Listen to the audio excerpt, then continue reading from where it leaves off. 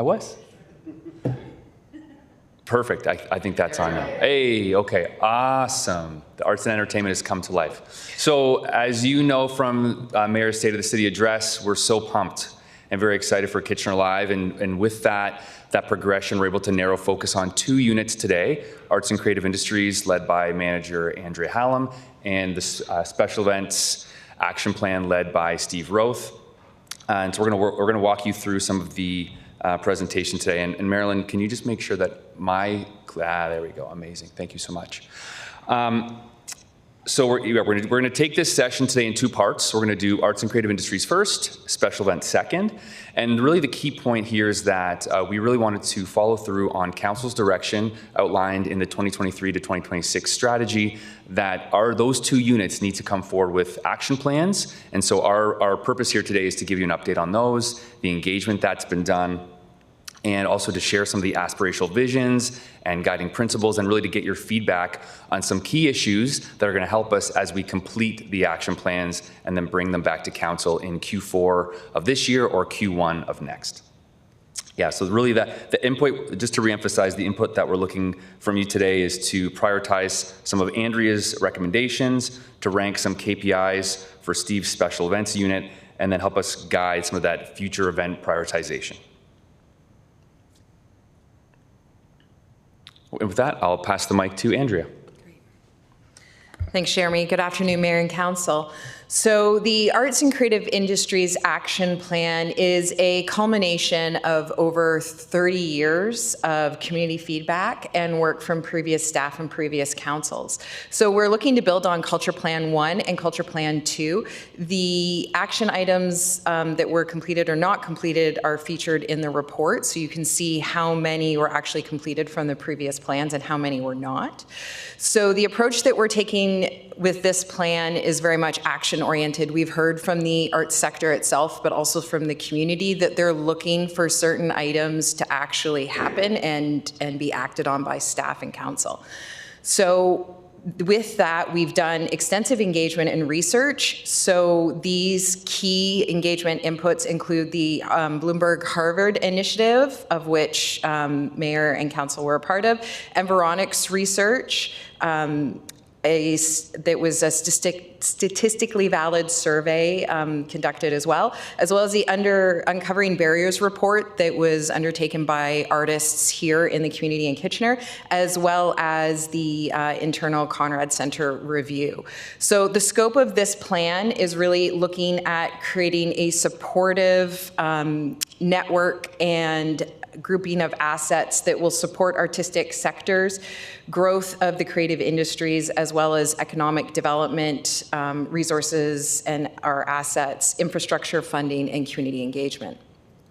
So our aspirational vision for this action plan is to be Canada's emerging arts city. So this is something we heard from the community itself, from Mayor and Council about supporting local and supporting our community here in Kitchener and creating that vibrant, inclusive, local creative economy. So the key strategic themes of this action plan are spaces for production and presentation. That is listed first, as that is one of the key items that we heard over and over and over again, is access to creative space and more creative space. And as you know, within the arts and entertainment portfolio, we have over 10 City of Kitchener venues. So really leveraging those assets and making them more accessible and more available and barrier-free. We also heard that public art creation and care is really important. So looking after our public art collection, which is heading into its 30th year of the program, one of the oldest in Canada, and also our industrial artifacts that tell the great history of the story of the City of Kitchener. Also looking at local artist development programs, so really looking at enhancing funding and supporting our local artists. And this is through mentorship, workshops, professional development opportunities. Really looking at bolstering our communication strategy for the arts, but also for the community and for the sector. So this ties in perfectly with Kitchener Live. And then also music development. There is a real passion for music creation and development here in Kitchener. We have a ton of local artists that are looking for that support and that networking. So looking at layering in local with that and growing our creative music industry. So for the action plan, work plan in 2026, staff will undertake these action items that align with the action plan that we're proposing using existing staff resources and existing budget. So again, top is spaces for production and presentation. So we're going to be switching to a city-operated model for 44 Gaukel Creative Arts Hub in January. The public art collection is undergoing a comprehensive maintenance plan and schedule, and we're looking at daylighting more of our public art collection that's currently in storage. Continuing to deliver artist and community programming at 44 Gaukel, and again, promoting Kitchener Live, getting that off the ground and really having that tool working for us. And then onboarding the new music officer. The position is closed. We have had some great first-round interviews so far, and then continuing the Ruse Island Music Series, which again, in its second year, was a huge hit this past summer.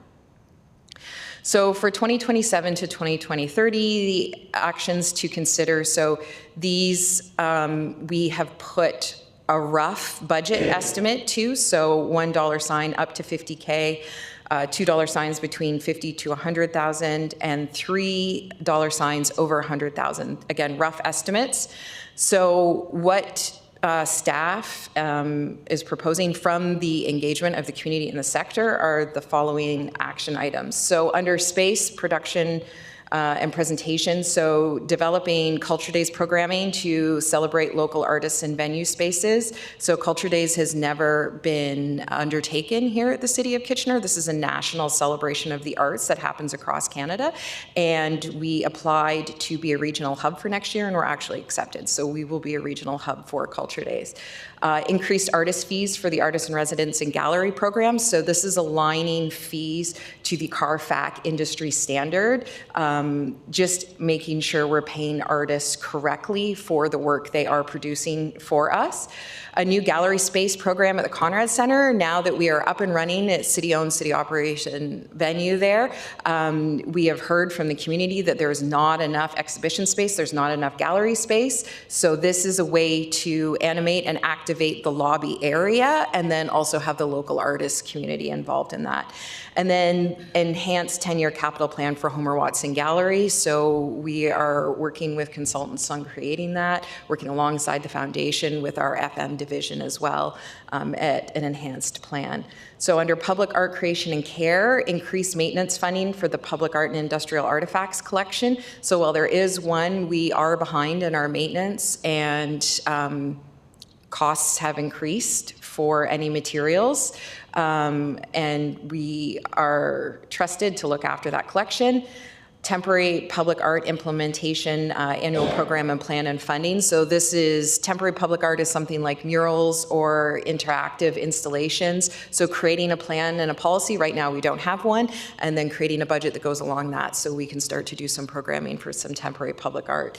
The Indigenous Public Art Project for Victoria Park. And then under local development for artists, a new immersive interactive temporary artwork festival. So that is a lot of words for saying like a Winter Festival of Lights or something where we're employing local artists, doing a call, they're submitting their creative ideas, and then we have these installations in and around Kitchener. Creating a multidisciplinary citywide mural making festival, and then aligning the community grants program review once those results come out from the consultant for arts and creative industries funding. So with the community communication strategy, upgrading and replacing interpretive signage across the city. As you know, anything that has a bronze plaque has mysteriously gone missing. And our community is actually very active in reporting that to us, but also then looking for a replacement, because a lot of our public art or other city assets really tell a great story, and the community is looking for that. And then under music development, music production and performance incubator, including soundproof studio. That is something we have heard from the music community, but also other facilities that there is just not enough space for music creation, production, recording, rehearsal. And then layering in local talent, so ensuring that there is a budget for local artists to be featured alongside some of our major festivals and goings-ons here in Kitchener. Thank you, Andrea. So when there's red on the slide, that means we're having a Menti moment. And Marilyn and I had a good chat beforehand, and so she's going to help us get to the Menti page. And there's a QR code. There should be a QR code on your screen. So if you take your mobile device and get to the picture space and get to Menti, hopefully, obviously we did not pre-game this, so hopefully it works seamlessly now. But the first question that we're asking for your feedback on is based on your conversations with constituents and your understanding of the sector, specifically the arts and creative industries sector, where do you believe the greatest opportunities exist? So you should be able to type in some answers there, and I believe they should come up onto the screen as you enter them, and we can just let you have some time to think.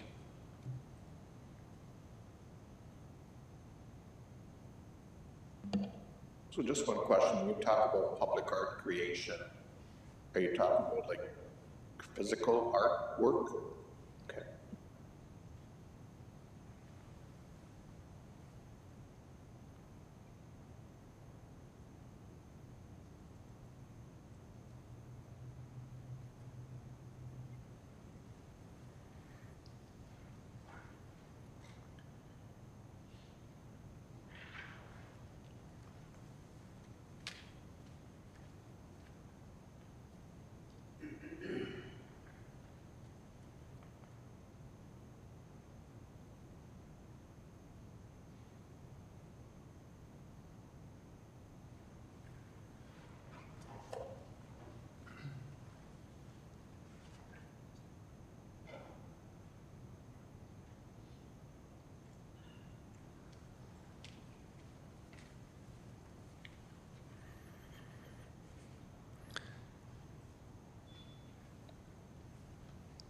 And Mayor Burvanabik, I'll look to you for direction or support on this. I do think it would be helpful for us also to collect any verbal feedback or comments from council as it relates to this question in addition to the comments. This will greatly help staff as we move to our next phase of the action plan development before we bring it back to council for consideration. Does anybody want to add anything verbally over and above what you've done?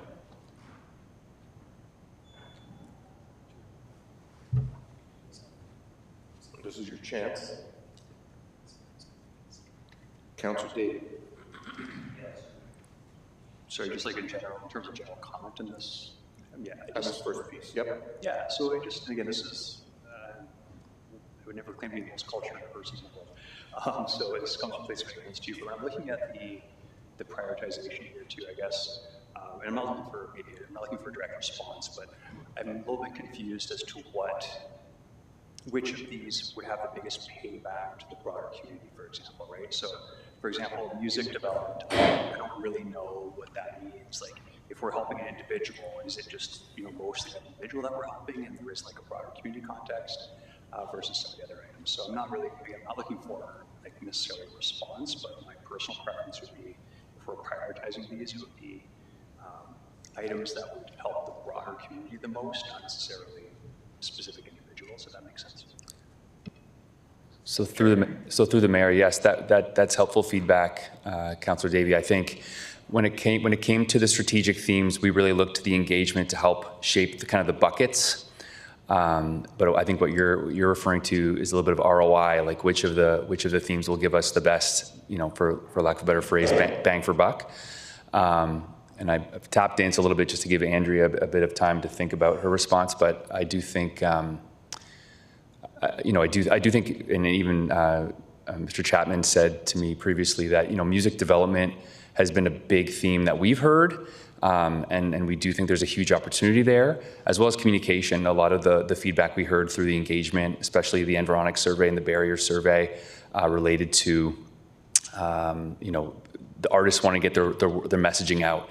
And so I think from, if we're looking to support artists from maybe their perspective, we look at it from the artist perspective. I think that those are two huge areas. And so I think sometimes we need to really shift to their view as well, as opposed to what might be the best bang for buck for staff. So anything to add? Yeah, through the mayor. I think it's because the action plan, we intentionally did this in shorter time span. I think initially creating that network for musicians or artists specifically, which then has a later economic impact on the city or the downtown as a whole. So we're looking at artists that now, maybe there's private recording studios that are now coming in the downtown. There's a record label that pops up. We have an increase in venue uptake.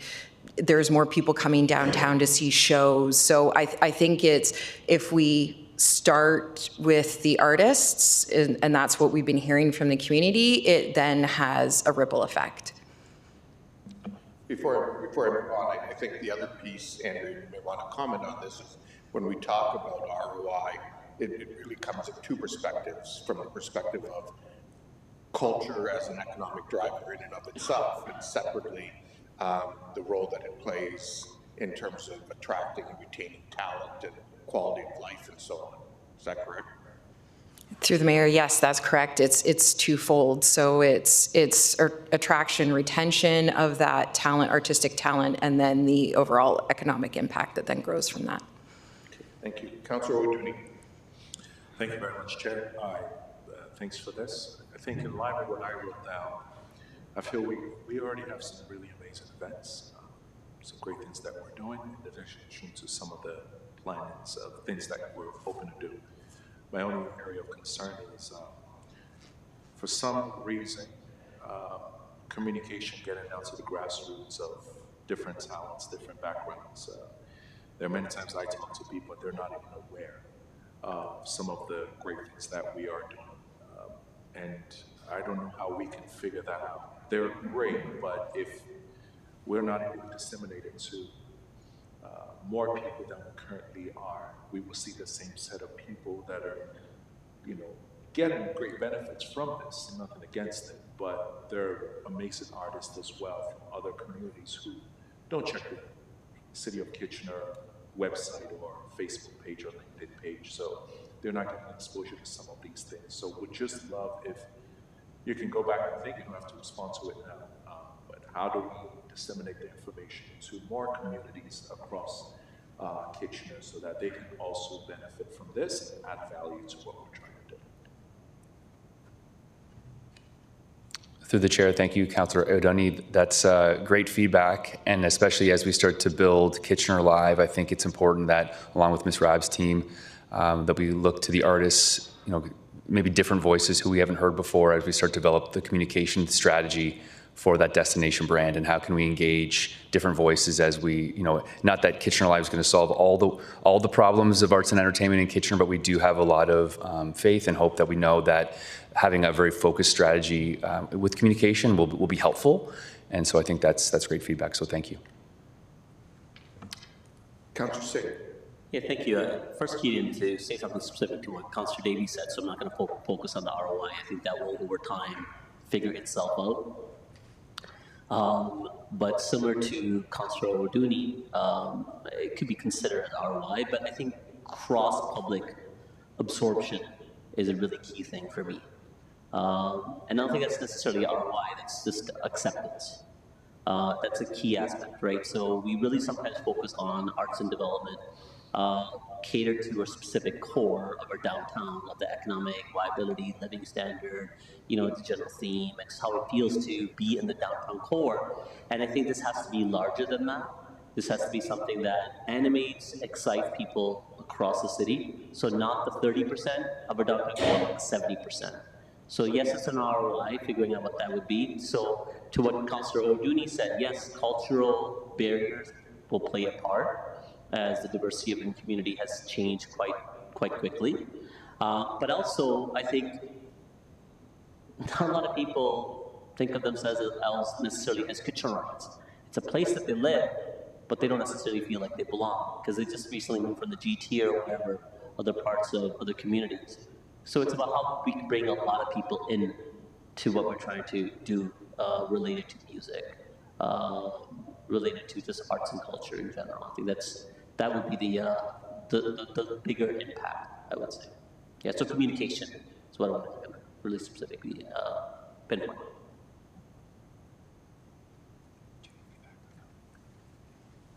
Do either of you want to add anything, or?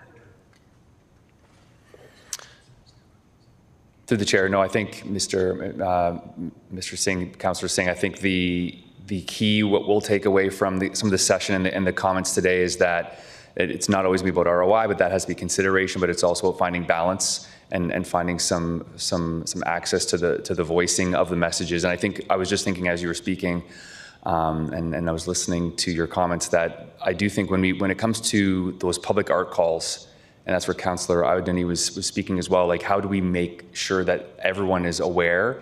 And I think by having a central place, I do think that will be helpful. But it's also about making sure that as we start to promote and communicate the actual tool that we're using as Kitchener Live, it'll be important that we reach those audiences so they know to go to that space. So I was focused on active listening, but I was also thinking of that practical example just because it came to mind. Thank you. Councillor Edmonds. Yeah, thank you, Mayor Urbanovic, and thank you for the presentation. Before I follow up, I just have one quick question with regards to, in 2023, we did an embryonic study. Was that study specific to this subject at hand, or was that our general one that we do every 4 years? Through the mayor, so that embryonics research was done specifically for the arts and creative industries. So that was done in collaboration with the Region of Waterloo, the City of Cambridge, and the City of Waterloo. And it spoke to over 140 arts practitioners here in Kitchener and the region, and then also the community at large. Okay. Was that circulated to us? Through the mayor, no, that report has not been brought forward. Okay. Thank you. I want to piggyback a little bit with the ROI, and I agree with the mayor that there's two folds, but I think depending on what it is, and I think you guys are already doing that already and managing it, I think ROI is still a valuable tool to be used for when we are creating bigger and other types of events. But I don't want to undervalue the other aspect of what art does, not the grassroots level. So I think you guys are doing a good balance, but I just want to emphasize that. Thank you, Councillor Ioannidis. So those are all the people we have in the queue, and I'm gathering that you have the answers that we were looking for on the screen, so we can move on to the next part. Thank you, Chair. So the next slide is also another activity, mentee moment, as we've come to know them on our planning team. And I'm going to read this, the instructions, because it's actually a two-parter. So there's a prioritization moment, and then we're going to ask for feedback on the prioritization. So there's two steps. We're going to have you rank the 2027 to 2030 recommended actions that Andrea went through in detail. And then once we are done that ranking, we're going to look for some feedback from council. And before we do the ranking, I did want to ask Mayor and Council whether or not there's any questions about the items that Andrea brought forward. They're the items that had the $1 sign, $2 signs, or $3 signs.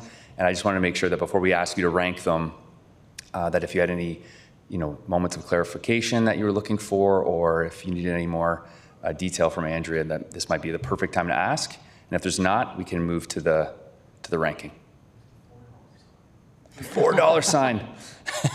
We'll include that when we come back. So, yeah, to be clear on this one, you're really just looking for council to indicate that there's things missing from the list, not to prioritize. Yeah, so I'm not sure, Marilyn, if you've moved, if they see the ranking exercise on Mentee yet. Sorry? I'm just making sure, if we go, there it is. So if you look at your screen, you'll see, hopefully the font is readable in front of you. But basically you're using this as a ranking tool. So you, on your phone, you would touch the different recommended actions and you'd bring them into the top portion of your screen, and then you'll rank them and you can drag and drop which you think is the higher priority. And so we're looking for your top priority at the top and your less favorite opportunities close to the bottom. And then this will populate on the fly and we'll see kind of the collaborated results together. Sorry, on this one, Yep. are you looking for us to be ranking them, or were you looking for us to identify things that are missing from us? So it's two parts. So you're going to rank them first, and then we're going to see, this will help us kind of gauge where council's priorities are based on the recommendations, and knowing that we might not be able to do all of them, we're just curious to see where your recommendations fall. And then after that, we will ask whether or not there's any that are missing. And then you'll have a chance to input and write in and add individual comments. Okay, thanks.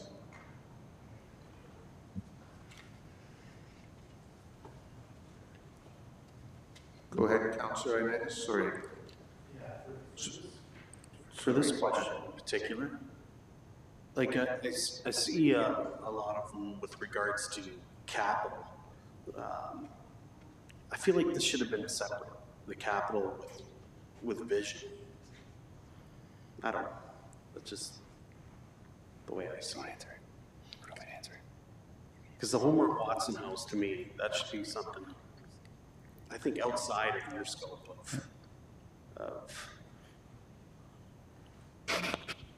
of your portfolio. I mean, it shouldn't be part of the capital, or is it just, anyways. So I think, through the chair, I think I think that's helpful feedback for us. And so, I mean, again, that feedback, it can be added now, and we can add that. I'm sure there's going to be some fantastic notes taken by our team or through the minutes, but we can also use that feedback in part two when we're talking about like what's missing. But also in terms of your prioritization, I think in my mind, if you thought capital was something separate, you could put it close to the bottom and then package that with your feedback of this could be looked at separately. You know, we can take that into consideration as we bring it back for our continued work on the action plan. Okay, I like that. So mark that as a note for me. Okay, thank you. Sorry, Councillor O'Dooney. Thank you. I must have missed this part around the culture. Can you just refresh my memory? Sure. Through the mayor, Culture Days is a national Canadian-wide celebration of culture. So it runs from the end of September. It's over a 3-week period. So different communities across Canada celebrate it different ways. So some do it through theatre performances, dance. Some open up their spaces. So Kitchener's never participated previously. So we applied to be a regional hub of activity for arts and culture in 2026. So that we can do an interactive, enhanced programming around culture in Kitchener. Okay, I see dollar signs next to it. I guess that means we will have to pay for the culture. Through, Or the grant that we apply for. So, through the mayor, so there is opportunities to write grants, but we would look to pay artists that are involved in this culture activity. So there would need to be some dollars involved. okay, thank you. So just to be clear, for council's sake, what you're ranking here is, in terms of priority, is really to look at the order in which things would be looked at, potentially from an implementation point of view, not in terms of, you know, your individual perceptions around these items.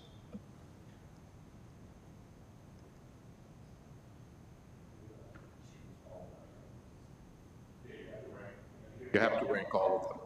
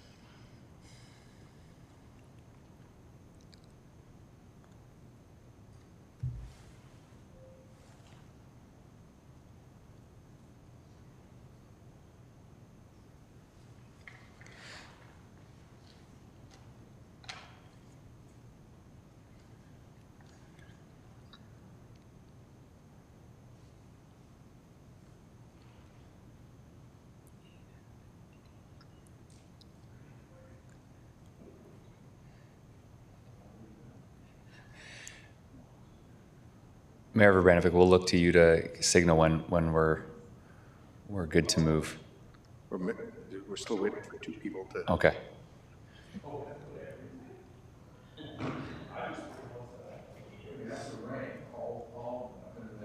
And then, And then hit submit. You can't hit submit.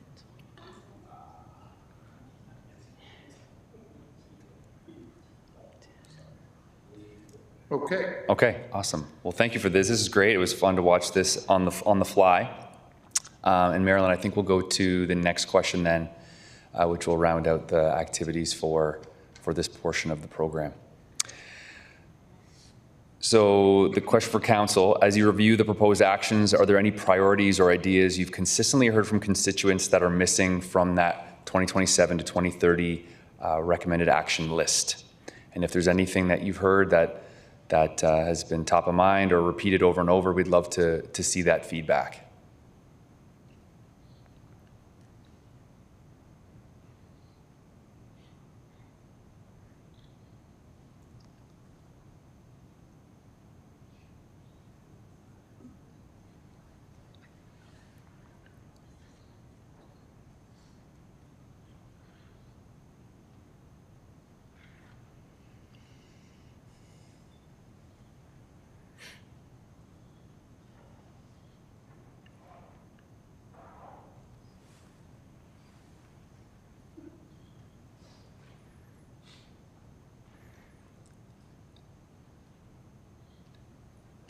And Mayor Verbanikovic, we'll look to you as chair to kind of cue any feedback, and just looking, I promised you I would keep track of the time, and I hit start when we commenced, and we're at 36 minutes.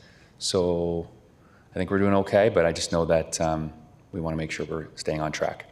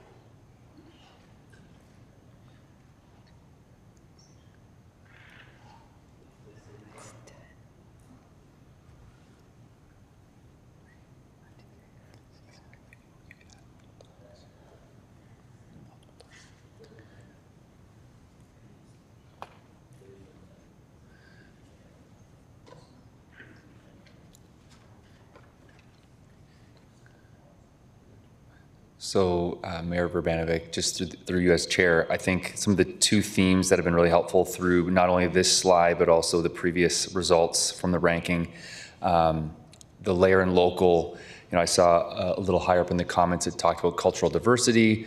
And I think we have that in rich form here. So, that really stands out as a key feedback. So that idea of layer and local and how do we engage the community in continued arts, output. And I also saw on the previous slide, the ranking slide, music, and I think that music theme was also reflected in the individual comments, so I think those will be very, very helpful for us as we move forward. So I wasn't sure if there's any additional feedback verbally or? Is there anything else, or the three folks haven't entered anything yet, so are we good? Councillor Ioannidis, you want to add something? Go ahead. Yeah, I know it wasn't in there, but I will always still fight. I know we have film, but I still believe you need to have somewhat form of film. Like, I know whether it's there, but let's not forget it. I would agree with you, so type it in. Councillor Ioannidis, type it in so it doesn't get lost.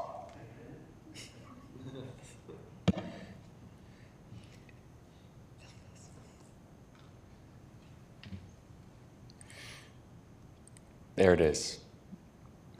Okay, that's great. Thanks, Marilyn, for stick handling the Menti 2 slideshow arrangements. We've got a great team in Legislative Services.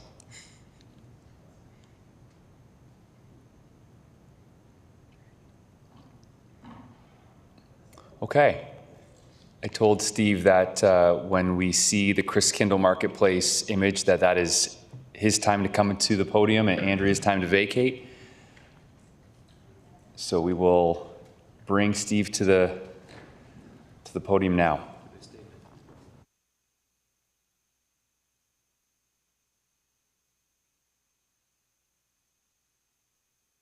So yeah, you can hang in.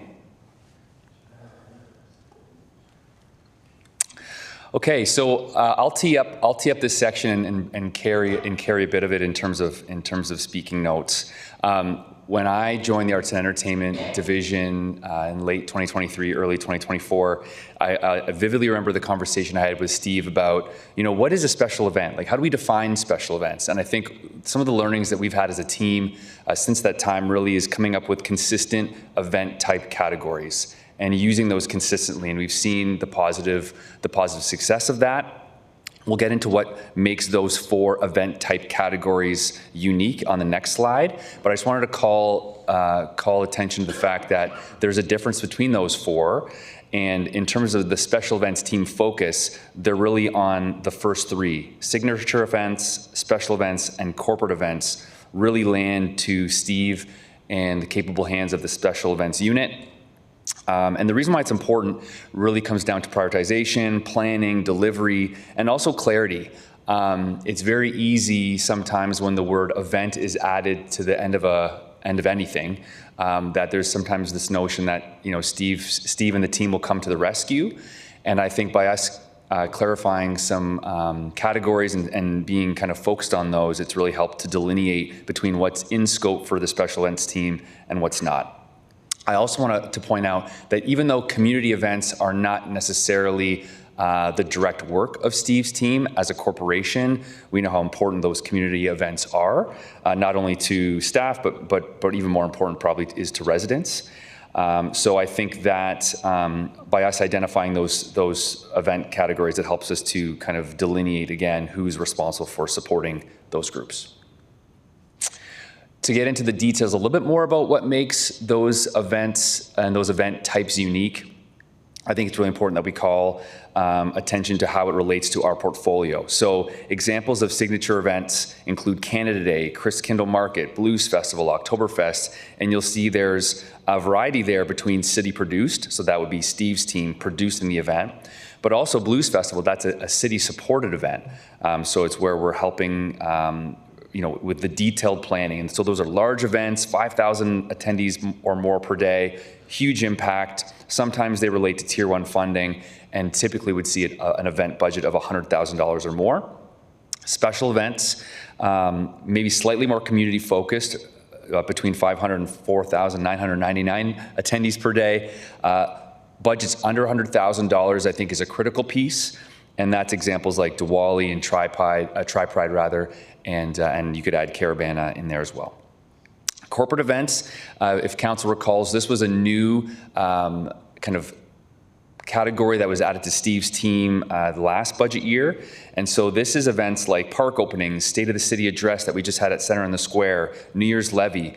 And so where in past, the ownership of that event was not necessarily resting with the special events team, the unique skill set that Steve and his team provide allow us to actually provide a better experience. So I think this most recent State of the City address was fantastic and really showed a close connection between the Office of Mayor and Council and special events, and kind of that collaboration really leads to strong results. So that's a key one I wanted to highlight.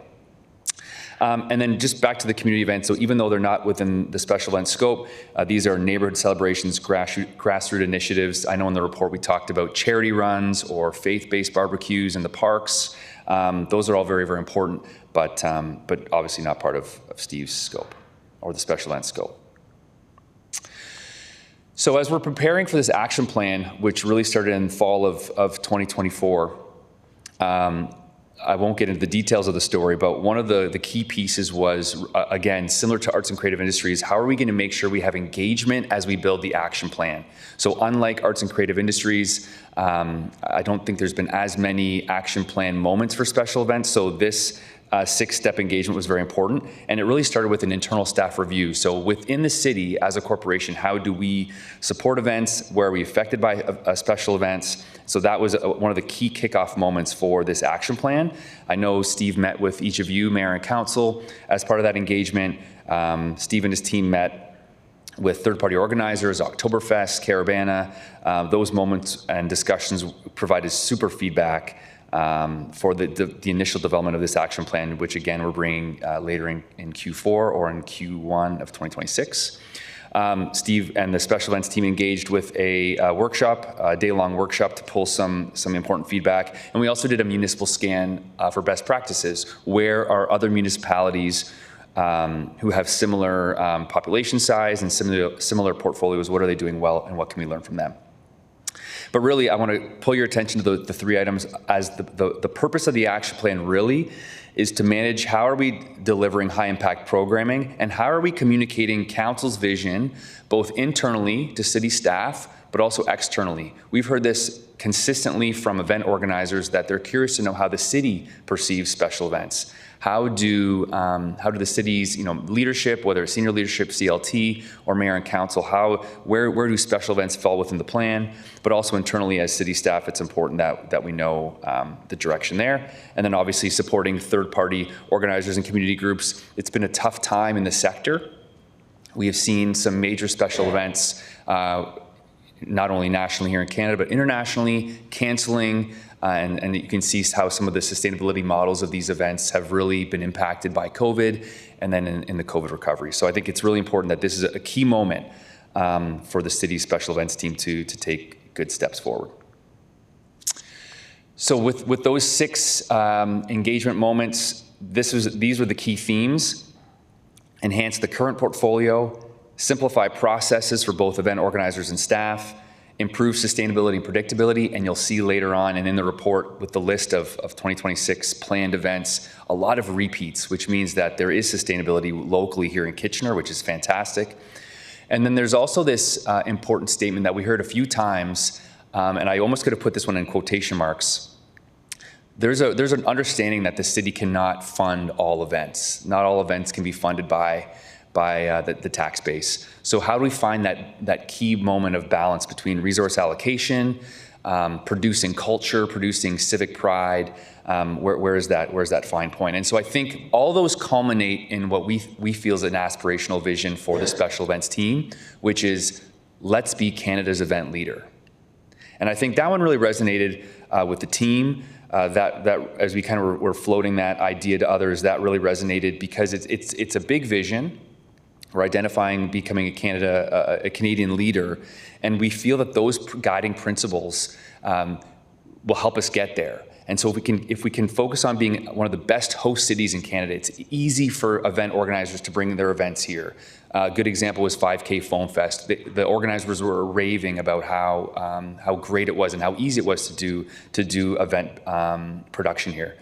We also have some amazing success stories where local event organizers from the community, we talked about cultural voices and different groups within our space, taking events from concept through to initial stages, whether it's in the Rotunda or in Carl Zare Square, and they've moved to other locations throughout the city or even in the downtown core. So how do we accelerate those events forward?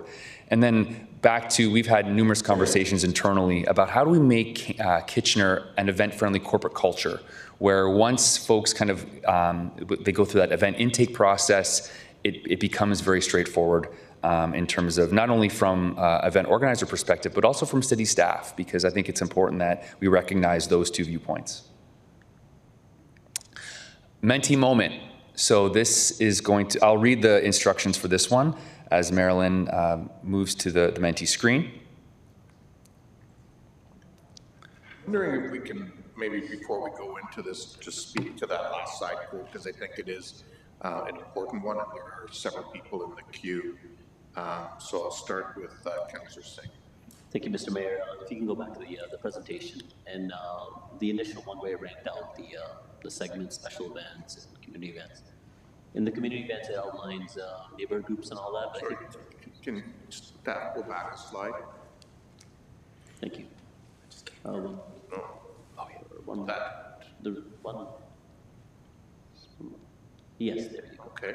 Thank you. So in the community events, it specifies, there's importance that does play a part, where it's not larger events that's happening, but there could be grassroots stuff that's happening in neighborhoods across the city, and specifies residents and groups. But I think it's missing is councillor events.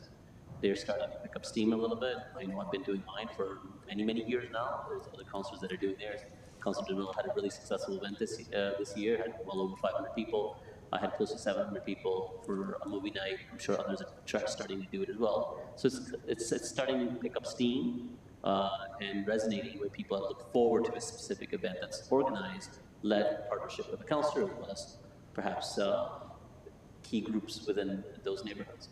I think that has a place to play as well. It doesn't specify, but I think that's not something that support over time will be necessary. Otherwise, our budget, our ability is meager within the mayor and council's office. Through the chair, thank you for that feedback, Councillor Singh. Yes, councillor events did come up in our discussions and some of that engagement. In terms of the reflection as a specific named item, they're not on the list, but they were definitely reviewed. And so thanks for the feedback, and just know that it was recognized in the process. I do think, and Steve will touch on it later, I do think that will be something that will be important for us to kind of gain from this session today as we move forward, is how do we kind of work through the prioritization of all the different opportunities and the ideas that are coming forward, because it is about finding that balance between resources and ambition, and I think it's a great, you can see based on the results of some of those councillor events that you're getting good feedback and you're getting good turnout. So I think that's important for us to consider in the plan. In the plan. I think councillors should be having 10 events, no more. But at least if we are putting our efforts together for one key, kind of legacy event that carries on from not just that with specific that particular councillor, but carries on as the tenure of that term into other councillors that come in and adapt into those roles. I think we can nurture that. So just feedback, hopefully that'll be taken in context in the review. Thank you. Thank you, Councillor Singh. Councillor Thank you very much. When I see, saw a title earlier on Events Accelerator, and something that pops in my mind, is there a way that we can host sessions where we teach artists, those that host events, those that put events together, on how to find sponsorship? Growing up in Lagos, there were so many different events, and not many of them, because I worked in media for a long time, you don't go to government to get funded. People would raise funding in other ways, whether it is through partnerships with corporate organizations or what have you. And I think most times people feel they cannot have their events because they're not getting funded from governments who run it. We cannot spread ourselves too thin. And my concern is if we keep giving the mindset or the idea that, oh, we can help fund, which is not what you're doing, people either shut down and say, oh, we're going to get funded, so we're not doing our event. But how do we help them accelerate some of the things that they're doing and that maybe we're in the back end, we're helping to support?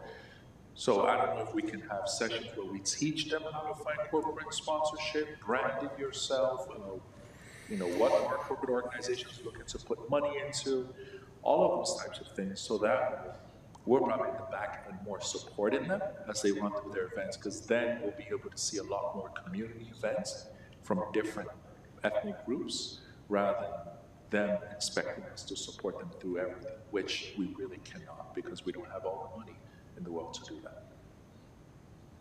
Through the chair, thank you very much for your comments, Councillor Ayoduni. The topic of sustainability and programming definitely came up frequently through the engagement, and I know sponsorship, we anticipated that phrase being used today at some point. I think it's something that we have to balance for sure, is how do we teach and guide the groups. And I think what Steve and the special events team has done really, really well, which kind of goes to your point about guidance and mentorship, is that with some of the third-party groups and the event organizers that do participate and work with alongside city staff, they are getting some of that feedback. And so maybe the thought process we can take back from this council session today is how do we maybe look at sponsorship, even though it's again, it's a to be subject matter experts in sponsorship takes a certain skill set. And I know Steve's team, in terms of capacity, they may not be, tasked with sponsorship right now, but maybe it's something that we can explore. How can we incorporate, learnings or other elements? I know the economic development team has a sponsorship team, so maybe we can look at how can we incorporate some of that education as we work alongside the event organizer, so that they know that, hey, this is a responsibility of the event organizer to drive that funding, so that it doesn't come back to the tax base. So no, your comments are well received, and I think we'll continue to think on that as we move forward.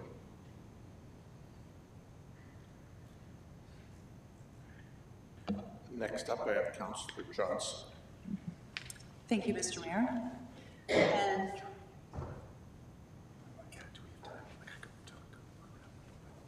Sorry, Mark. So no, that's okay. Yeah. First of all, I wanted to say that I love the idea of being Canada's event leader, because I think we have been knocking it out of the park with our event team. People are really impressed with what we've been doing here, so that's pretty exciting. I'm wondering, Jeremy, if you could comment on how we're working with our local business leaders, our entrepreneurs who are also in the event space. As you were saying, we can't afford to do everything on our own. Are we looking at partnerships? I feel like many entrepreneurs in the community might be really amenable to working with us on some of these.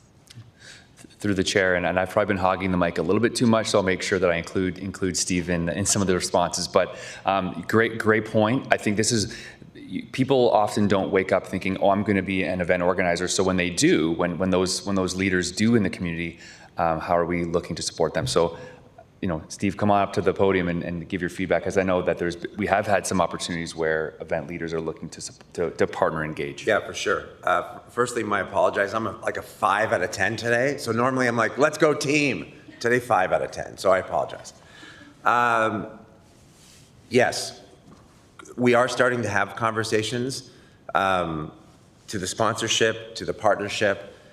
A lot of it is capacity. We're lucky that a lot of times our phone will ring. We just picked up a new sponsor for Chris Kindle because our phone rang. A major business leader in the community called us and our phone rang. To your point, Marg, about Canada's leading event city, I will get into this in a little bit. I think we might have Ontario. We're getting there, but we're lucky that our phone is ringing. These are great ideas, and sometimes it does just come down to capacity, and we will talk about that in a little bit as well. But thank you. Thank you. Councillor Deneau. Excuse me, thank you, Mayor Bogdanovich. Canada's best host city. I love the idea of that. How do we measure it? You know, when you're looking at the experiences for attendees, organizers, and partners, we have so much control for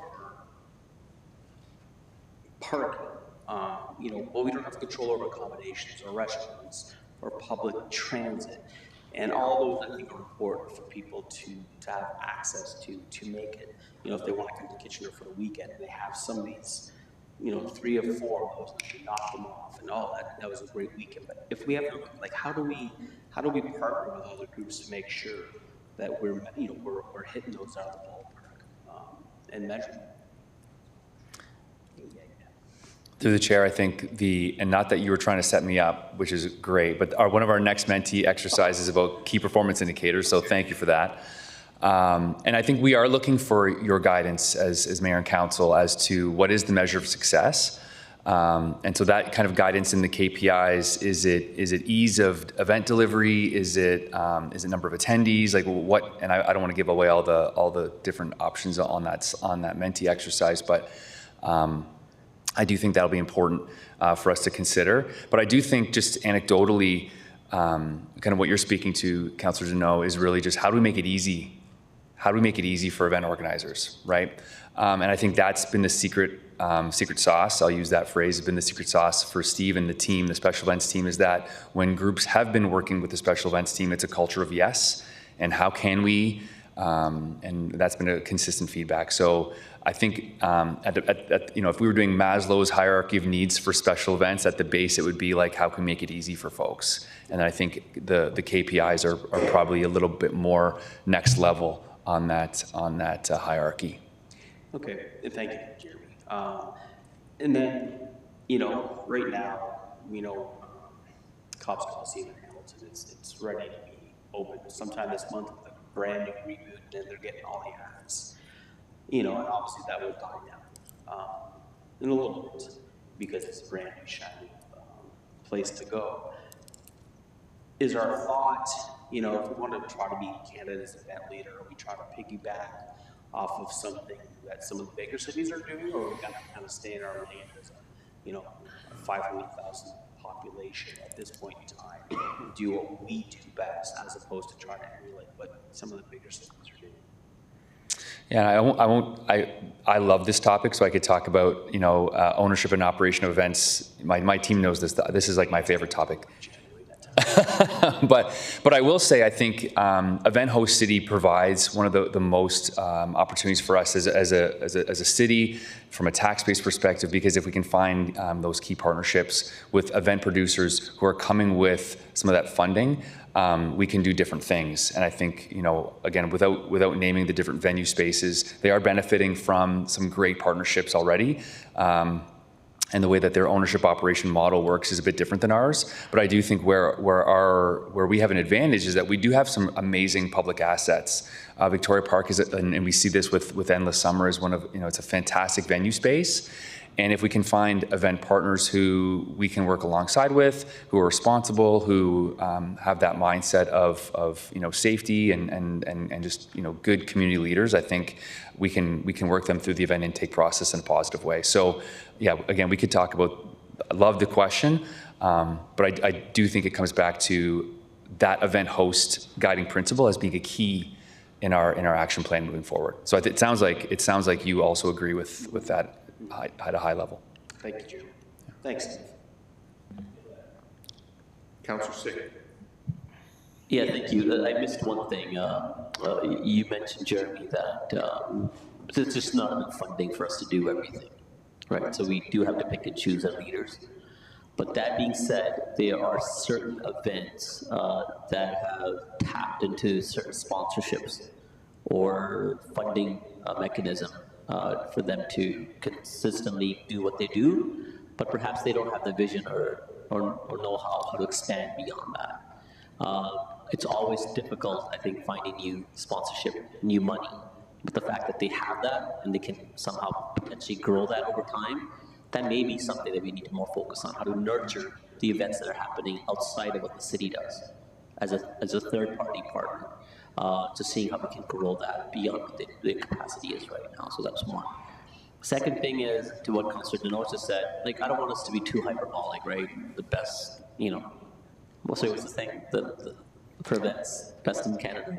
Canada's event leader. Oh, Canada's event leader. I would love for us to be that way. I mean, when we're comparing with Vancouver, Toronto, I mean, it's tough to be realistic in that, but that's fine for us to have that aspirational goal, but also look internally and say, hey, can we really be the best of Southwest Ontario, that we really can achieve that marker and sustain it, and that way, that's where people and organizers look to Kitchener when they're looking at the Southwest market. So just want to. Through the chair, that's great feedback, Councillor Singh. And I think how you ended your phrasing is actually where we are in total agreement, where others are looking to us. And I think in our mind, that's where we saw ourselves as Canada's event leader, not necessarily by number of events or number of attendees, although I do think that we have some fantastic numbers, which Steve will speak to. But I do think, how can we be the city or municipality that other municipalities look to and say, what are they doing that is so unique? And what's their approach to leading special events that's different from other municipalities? So I do think, I agree with you, we may not be in kind of the primary market space as an event leader, but I do think that we can be an event leader that other municipalities can look to. So we'll take your feedback into consideration. That's helpful. Thank you. Okay, Councillor Schneider. Thank you, Mayor. One of the KPIs we're ranking is experience of attendees, quality of life. Under quality of life, would that include just helping out our citizens? Like during Canada Day, when we had the event space for the kids and the amusement rides, I heard over and over again, like, wow, this is so great that this is free. People have gone to other events and had to pay for things like face painting. Our Canada Day, we're bringing people downtown, and we're united. People are united together, and across cultures, across religion, across political labels, everyone's coming together to celebrate. Is that what you mean by quality of life, or is that maybe a little larger? Through the chair, that's exactly what we mean. Like what makes you proud to be Canadian? What makes you proud to live in Kitchener? What makes you, when folks are asking, hey, and we've heard this over and over again, that now in Kitchener, we're often, people say, oh, where are you from? And they'll say, oh, we're from Kitchener. It's the home of, this event, right? And I think we've really seen that. And I'm not sure, Steve, if you have any other things to add, but I think that's exactly what we mean by quality of life. Okay, great, thanks. Councillor Tynes. Thank you, Mayor Banwick. I don't want us to underscore the vision of being Canada's best events, or host city, whatever, or leader, because Toronto and all that stuff, they may have the type A entertainment. I still believe we can be still the best event, and it can be at B entertainment. And as long as there's always something happening, always something, as Councillor Schneider pointed out, quality of life for our residents, to me, that would be a key performance indicator for me. Just to provide vibrancy, continuously, always have something to do with the city, and at attainable, affordable, whatever the word you want to use, I think is important, because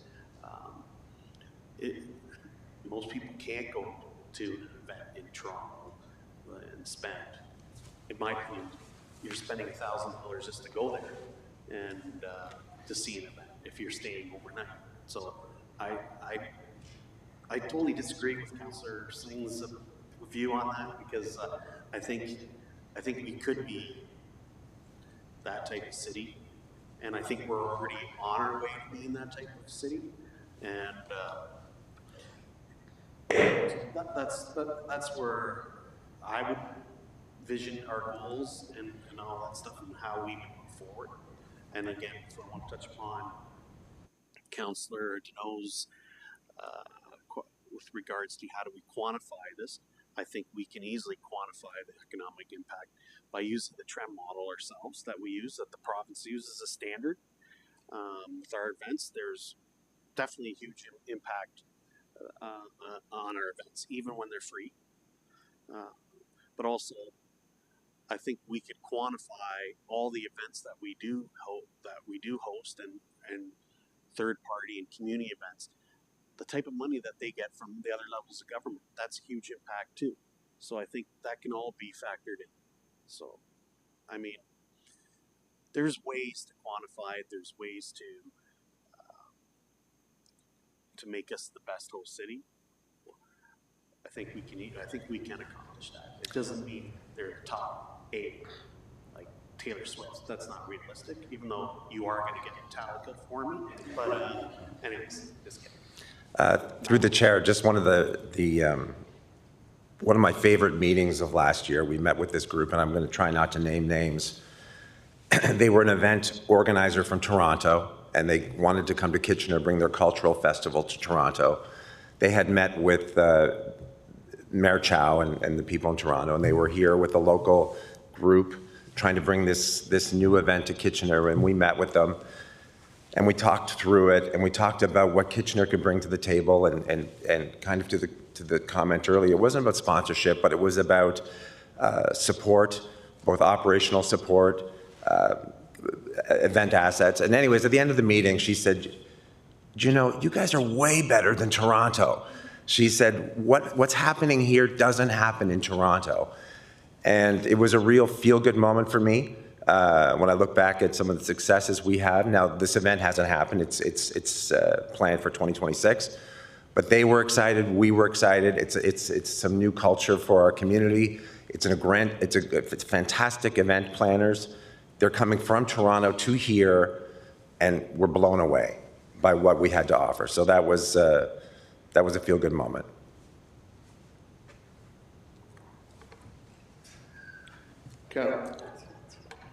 It's okay, Councillor Singh. Councillor John.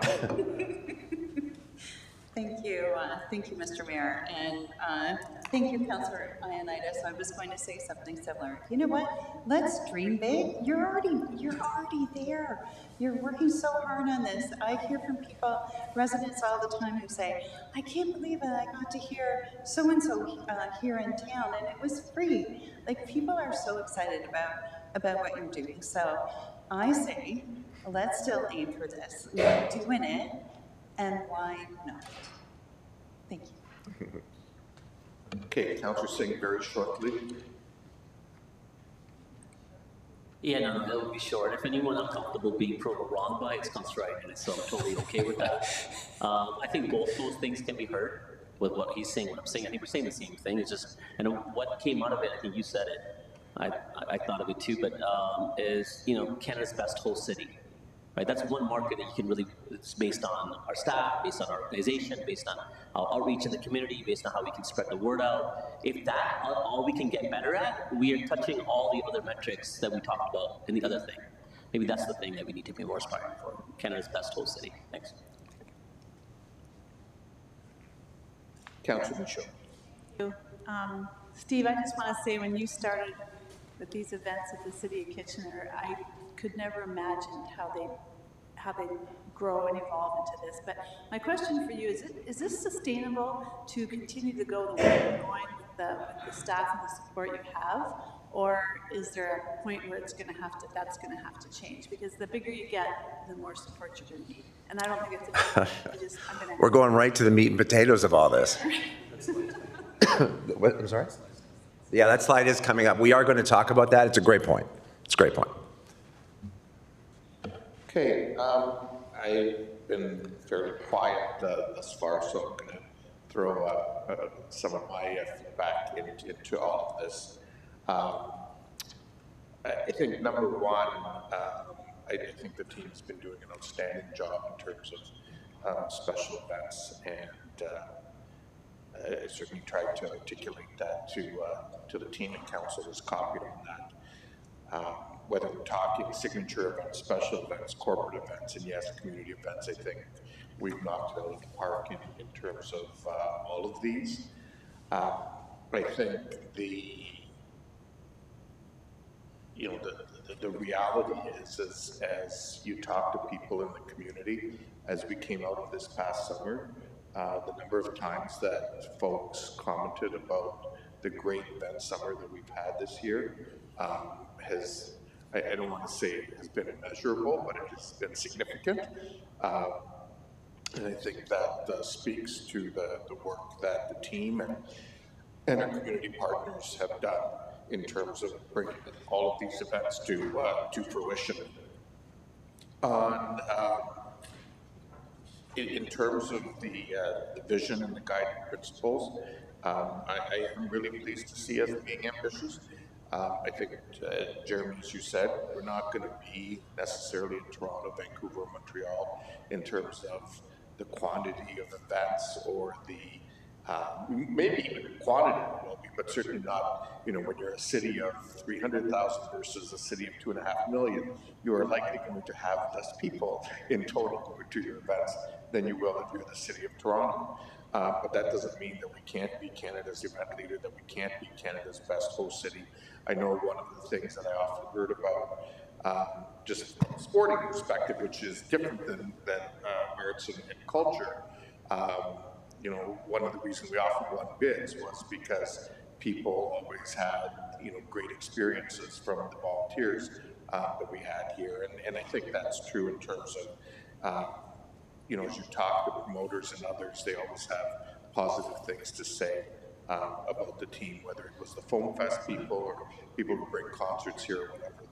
They all talk about the great job that our team did. And so I do think it is, I think it is already being achieved, and I think it continues to be even more achievable going forward. There's a reason why places, people like Events Ontario, come back to Kitchener a second year in a row next year to host their conference. And so kudos to all of you who have helped get us to this point. I will just comment briefly. I know you're going to speak to it later on, but I'll just say it now. Building on the question that Councillor Michaud asked, the reality is this doesn't come without resources, and I think the team is stretched out in terms of this, and so this is something that we as a council we want to continue to be ambitious in this regard. It's something that we're going to continue to do in terms of funding, both from an operating and a capital point of view, in order to make things happen. I also think, and this won't be a surprise to either Jeremy or Steve, because they've heard me say it a million times, I do think that we need to build a business plan around sponsorship, and it speaks to, I think, something that Councillor Duty was saying, because as I go to events in other places, there is brands associated with stuff in significant ways, and it hasn't been something that we've put a lot of effort and focus on, but I think as we continue to move forward, there needs to be a business plan. It's not going to happen overnight. It's about building relationships. It takes time. It's around lifting that phone up, as Steve said, when the right person calls at the right time, because it's tugged onto their heartstring, or they have a passionate connection about something, or whatever, and all of a sudden they want to be part of the action. And the reality is, brands are going to be associated where the cool kids are, and right now in 2025, the cool kids were in Kitchener, attending Kitchener events, and so when I say kids, I mean people of all ages, to be clear. And so I think that is something that we can build on going forward. So with that, back over to you, Jeremy. So Mr. Chapman was just pointing out, and I agree, so what we did actually in terms of Menti Moments, we actually covered the guiding principle and vision feedback, so that's good. But Marilyn, if you could just keep it on this KPIs. I just want to make sure that everyone's entered their feedback, and then we can move to the last two slides. So So Mayor Urbanovic, are you able to share if everyone's been able to put in the ranking of the KPIs? No, in fact, most haven't. Only Okay. 5 have. All right. So Let's take a couple minutes and do that. and so while council's working through the activity, Can we also get the little graphic back up? The Menti graphic? The little QR code? Yeah. Thanks, Marilyn. So the KPIs are important for the team as we're trying to measure what did success look like. So that's the kind of the perspective that we're asking from council is, in your minds, what indicates success, what makes a successful event versus maybe what is a less impactful event. Yeah, and the reason why what success looks like is important is because then as we move to the final few slides, you'll see how as we're making decisions about what opportunities to pursue, the measure of success will help guide those decisions.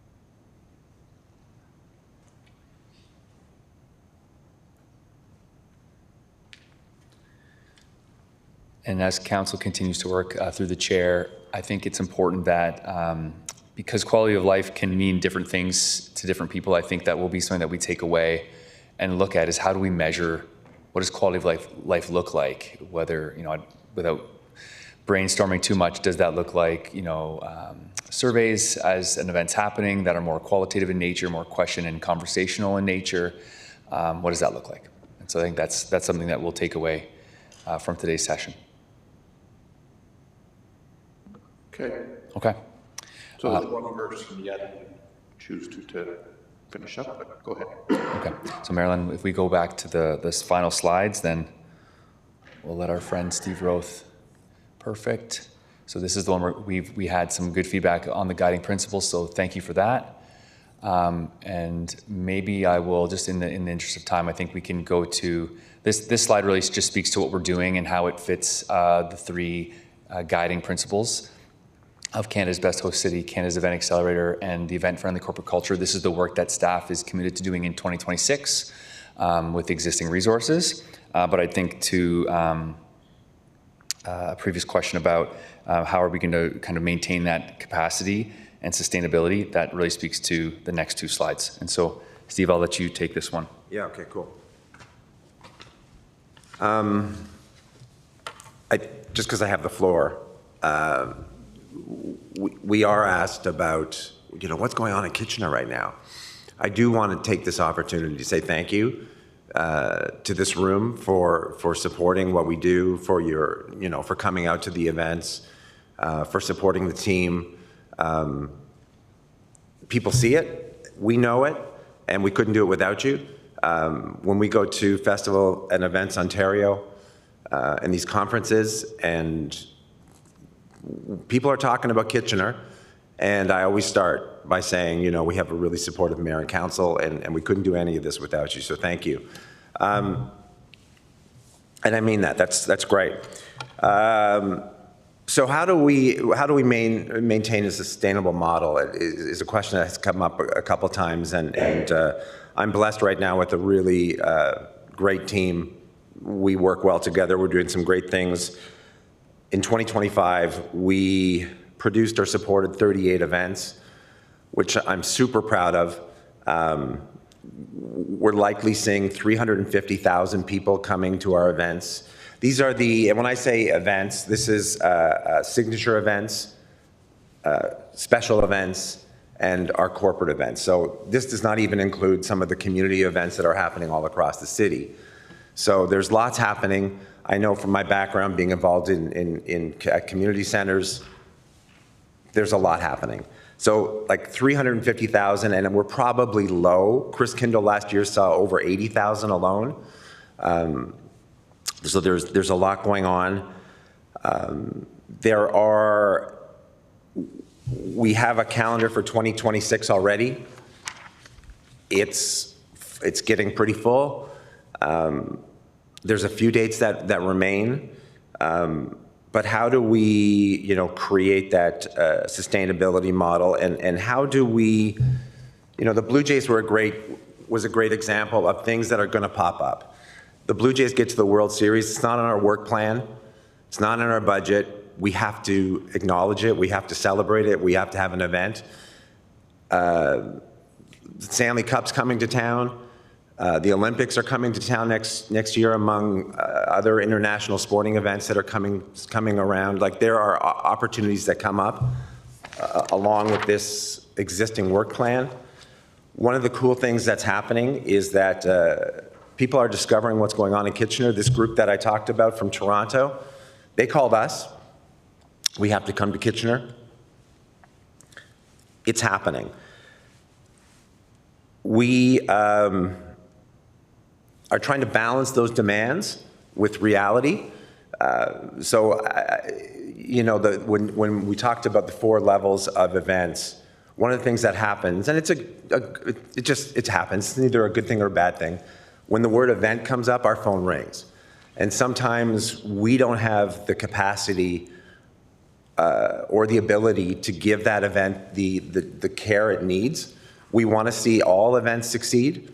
We want to see events happening every weekend in our community.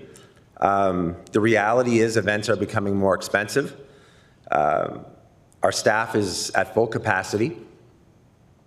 And as we look at May to October, it's pretty full. So we need to, I don't know if it's figure out, but come up with a strategic approach to the calendar and event management. Like, we know there's things happening in 2026 that are not budgeted for. We always use the term for budget, our cup. As we look at 2025, our cup overfloweth. And yet there's opportunity for more. So we have to attempt to set realistic expectations for 2026. We talked about how do we're challenged right now when you look at this list to stay within budget as it is. Right, thank you, Jeremy. We really have 3 approaches. We could reallocate our existing resources. We can increase operating budget and staff capacity as we look at 2027 and onward. And using those KPIs, we can have a more selective prioritization. Councillor Johnson, I agree with you. I think it's very possible. I think we arguably are leading Ontario right now as far as an event city. It's not about population. It's about, and we continue to diversify our portfolio. Every time a cultural group calls us, we'll take that call every single time. Caravana is a great example of a group. We can't do Caravana without that group coming to us to do, and that event continues to build and grow. Yeah, so we're in a really unique position where there certainly is an appetite to continue down a path, but at the same time needing to be aware of what resources we have. Thanks, Steve. And I think just to close out the session, we don't have a Menti moment for this slide, but I think what the purpose of this slide really is about is framing future conversations. And so I think as we move forward with individual conversations with each of you, as we continue our work, as we close out the action plan, like the KPIs will be very, very helpful. Steve talked about the cup. And so, as we're at that level with the, looking at 2026 with that budget, how do we move forward in a productive way? And I think that's where we're looking to you for your leadership as well and support in that mindset. And we've had a lot of conversations internally about it, also with engaging with partners. And I think this is really where, how can we share that strategic vision with you, and where can we get that feedback back? But it's not to be negative, it's not to be a buzzkill. We were jokingly calling this the buzzkill slide, but that's not the point. It's more about we're doing so well, is how do we make good decisions going forward? So I think this is an important thing. I guess I would just offer a couple things here. I think, first and foremost, for those who don't know, the Blues Breakfast is on there because the BIA is taking a different approach. I'm not sure how it's been dubbed the Mayor's Blues Breakfast. If anything, quite frankly, it should be Council's Blues Breakfast, as far as I'm concerned.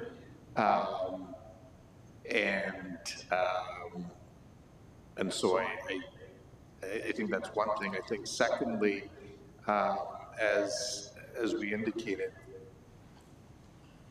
we're going to need to look at this issue from a broader budget point of view. I think if we want to continue seeing things happen, and I mean, Steve, you mentioned the calendar is full. I think the other reality that comes with this, and it only is achievable, quite frankly, with additional staffing resources, is being a city of 400,000. 300,000 now, moving towards 400,000 in time. Don't want to go faster than we are by any stretch of the imagination. The reality is that we're coming to a world where there may be some weekends where there is more than one event in the city of Kitchener, but that also means you need the teams to support it. And the last point that I'll make, and I know people around this horseshoe have heard me say this before, but when we go back to when we started looking at events as a city back in 94 to 97, and we hired external contractors to help us, the cost was substantive, was $200,000 30 years ago. At the time, they were great events, but they weren't sustainable because they didn't engage the community and so on. And so I think when we look at our successes with,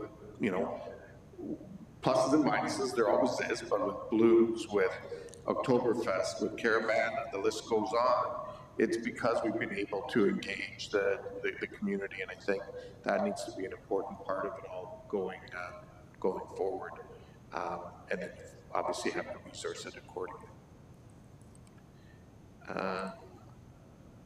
We'll slew it in the queue. Councillor Inez.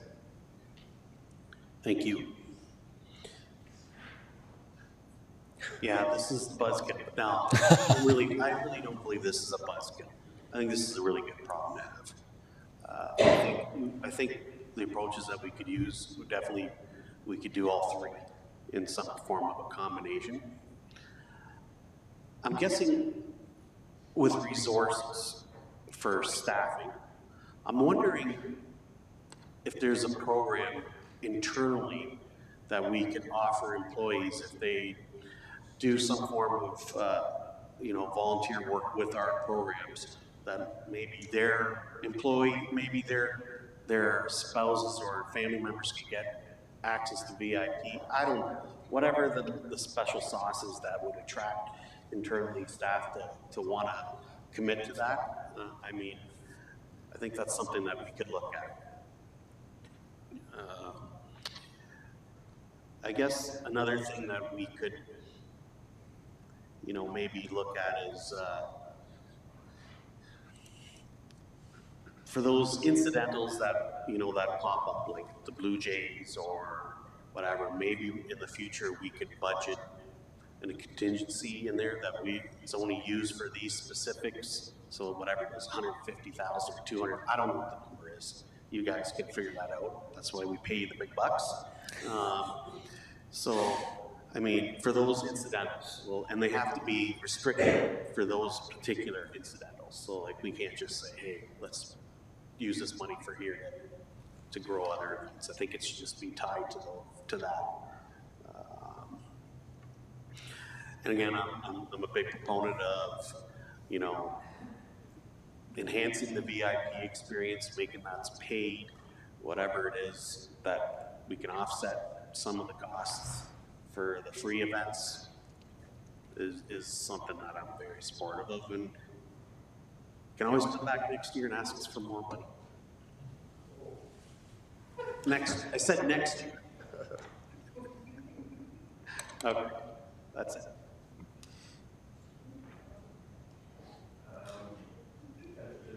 Councilor Janot. Thank you, Mr. Mayor. Scott, cover your ears. How much do you guys need? We'll go from there. We'll use that as a starting point. No, I just comment that you guys, Andrea and Steve and Jeremy, you guys have like, it's incredible what our city has turned into in the summer, and the spring, and the fall. I have a great time at all events I go to. My family has a great time, and then, you know, I try to encourage as many of my friends to come down and say, like, this is free stuff. Let's go down. Like, let's support our downtown businesses, but also let's support the city, because if we don't, we won't have it anymore. And so I think it's important. I think it's important to let the rest of the community know what we're having, and I think it's great having that little pamphlet that the people were able to put on the side of their fridge. But yeah, continue doing what you guys are doing, and I have no doubt in my mind will be Canada's best food city. 100%, really. So thank you.